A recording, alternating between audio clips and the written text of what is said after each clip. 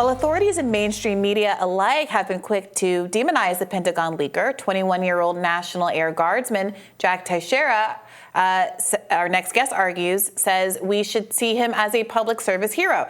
Writer Ben Burgis contends the central question around the leaked documents is not how Airman Teixeira had access, but why were these secrets kept from the public in the first place? On revelations around the Ukraine war, Burgis writes, quote, "It's also important information from the perspective of Americans who should get a say in how deeply our own country should be involved in that war." Ben Burgis, a columnist at Jacobin and host of Give Them an Argument, joins us now to discuss. Welcome, Ben. Hey, thank you for having me. Yeah, thanks for joining us. And you're making an argument that I myself have made on this show. You know, the overclassification of supposedly sensitive documents is such an issue. It's a lack of transparency. It's the government shielding from people things we ought to know. You know, looking at these documents and give me your impression, it actually doesn't seem like a lot of the truly defensively sensitive material, the locations of troop movements, the identities of spies who might be embedded in foreign countries, but rather just intelligence about the general situation Ukraine is in, which is something the American people ought to know as we make our decisions about whether to continue supporting what our government is doing with respect to military support.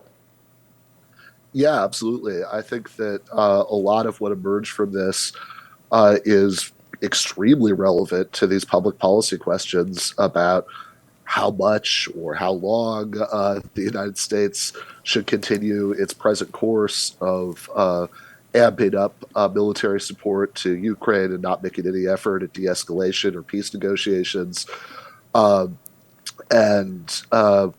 Certainly, for example, the information that Ukrainian President Zelensky wants to use longer-range missiles for strikes within Russia is pretty important to the debate about whether such missiles should be sent to Ukraine, or in general how much current support should be amped up. And I think probably the most disturbing thing in these documents is the revelation, and there were previous reports of it, but certainly nothing that was admitted, that there are NATO boots on the ground, including American boots on the ground. Not very many of them, but there are a few on the ground in Ukraine, which is something that President Biden specifically promised last year in an op-ed in the New York Times that he would not do.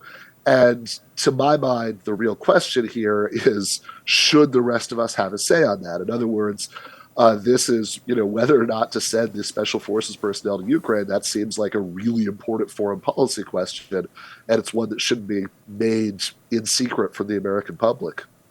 Yeah, I'm so glad that you're focusing in here and also in your article about the substance of the leaked documents that, to your point, have gone largely undercovered by mainstream media sources who have instead focused on the provenance of the documents and how this Air Guard figure was able to access them and put them on Discord without them being caught.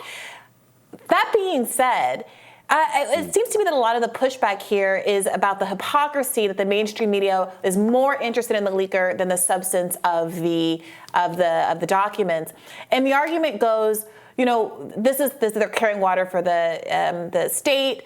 They are refusing to report on material information here. They've been very hypocritical about leakers in the past. But is it possible to both have a journalistic interest in the provenance of the documents and simultaneously report on the substance of the documents?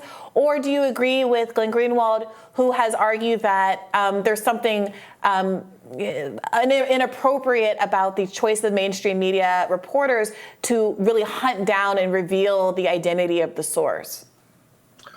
Yeah, I do agree with Glenn on that one. I think that it's disturbing to focus on trying to find out who leaked these documents. I mean, that it's one thing to say that as information comes up, you're going to report it. You're not going to hold it back, because it's newsworthy. But to the extent that some mainstream media sources, Washington Post, New York Times, seem to be really on a mission to find out who this was, to essentially help the national, the security state, the Pentagon, to track down and arrest this person for the crime of exposing this information, perhaps inadvertently, right? If that wasn't his goal, I don't care very much about his goals, but what he was being hunted down for was exposing this information to the American public, and I think that the media should want that information to be exposed to the American public. And certainly, like to the extent that some of what's gone on stepped over the line from just being like, well, here's what we know so far about the search for this guy, to let's actively try to figure out who this was, then yes, that does disturb me. I think that's very different from the attitude that I would hope that an independent media would have towards leakers. Well, yeah, and I wonder if it reflects a kind of ideology of the mainstream media that is really even clearer in this conflict, the Russia-Ukraine conflict, than past conflicts, where there's not a lot of, despite these publications being progressive in a lot of ways on social issues and other things, they're the kind of capture of the Democratic Party by national security officials. They're the more, at the present time, kind of the mainstream Democratic Party and mainstream media are the more, in some kind of weird twist, the more hawkish of the factions, even though there's, don't get me wrong, there's plenty of hawkishness in Republican circles as well, but they're almost even more bought into this conflict on the idea that we need to fund it perpetually than I think the media might have been before, which means that what this leaker is doing is almost substantively bad, in addition to like the journalism questions of whether they should pursue leads and that kind of thing from their perspective. Yeah, so I mean, the part that I would very slightly push back on is just the comparative question. I do think that, at least in a sort of broad sense, if you look at their views, not just on Russia, Ukraine, but other areas, especially China, I think even a lot of very sort of mega populisty Republicans are actually sort of super hawkish on that. It's almost like the old Obama thing about how the war in Iraq was bad because it's distracting us from Afghanistan. Sometimes, what people are really saying is, the war in Ukraine is bad because it distracts us from the confrontation with China. But putting that aside, I mean, I agree with the rest of that. I think that the Democratic Party certainly is very, invested in American empire. I don't think that's a particularly, new development. I mean, I'm old enough to remember the way that most Democrats acted about the Iraq and Afghanistan wars when they started, and the Patriot Act and all of that. But it is a real phenomenon, and certainly a lot of news organizations share that worldview. That they, again, the concern, and this is what really bothers me when I look at the story, that the concern is not,